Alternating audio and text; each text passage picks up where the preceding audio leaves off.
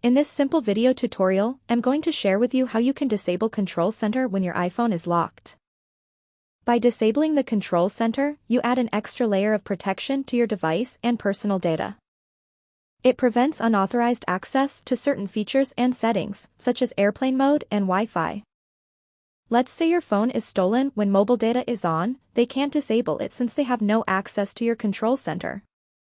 To do this, simply head into your phone settings. On the settings page, scroll down onto Face ID and passcode.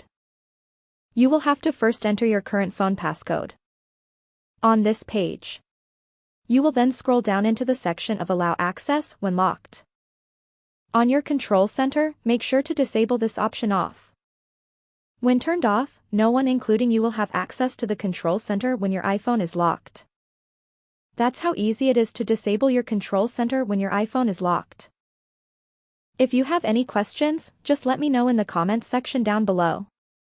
Please don't forget to leave a like, share and subscribe for more video tutorials like this one.